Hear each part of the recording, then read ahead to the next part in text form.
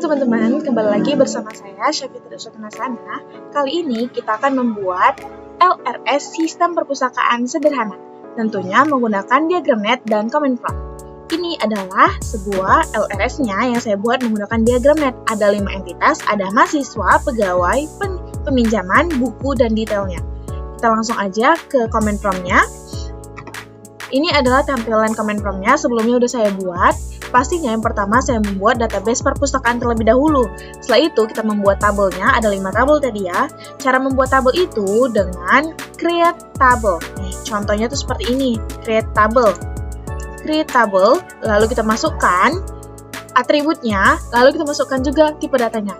Nah, saya mau menampilkan nih, dash mahasiswa nih, tampilannya setelah kita buat atribut dan tipe datanya. Lalu kita masukkan juga nilai-nilainya. Cara masukkan nilainya dengan insert into ya.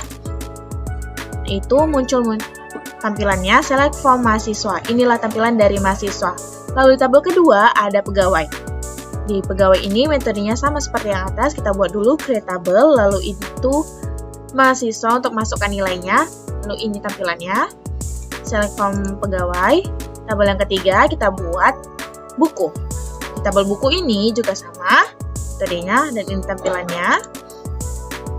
Tabel peminjaman ada sedikit yang berbeda karena kita memasukkan foreign key di dalamnya. Foreign key dari apa? Dari NIM dan ID pegawai. Karena di sini kita melakukan peminjaman. Nah, kita masukkan seperti biasa, tapi di bawahnya kita tambahkan foreign key, NIM, reference dari mahasiswa juga NIM. Nih, ID pegawai juga ID pegawai. Kita masukkan. Dan inilah dia, select form peminjaman. Ini form dari peminjaman. Lalu, di sini kita tes lagi untuk mengecek tipe datanya dan atributnya. Ini dia.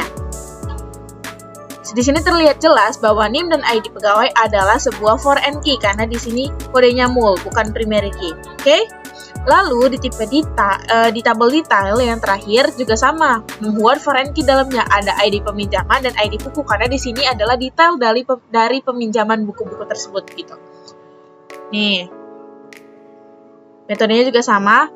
Kita buat dulu tabelnya, baru kita masukkan isi-isinya.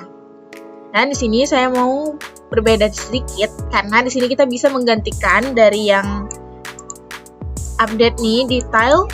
Dari statusnya dipinjam, jadi dikembalikan. Gimana sih caranya? Nah, kita buat update detail, save status, dikembalikan. Dimana ID peminjaman yang di 1, berarti ID peminjaman 1 ini berubah, yang dari pinjam jadi dikembalikan. Bener ya? Nah, saya membuat lagi nih yang beda, karena saya mau lebih spesifiknya lagi.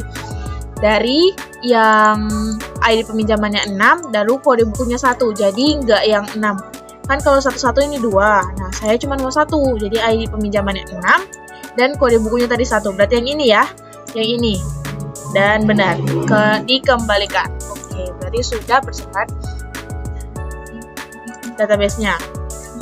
Nih, terakhir, select mahasiswa, saya tampilkan lagi nih, dari mahasiswa, dari pegawai, buku, peminjaman, dan form detailnya. Saya juga mau melihat atribut-atribut dan tipe datanya dengan cara dash mahasiswa, pegawai, buku, peminjaman, dan detail. Oke, nah jadi dengan cara ini sistem peminjaman buku itu lebih tersistematis, lebih rapi, dan lebih terstruktur pastinya.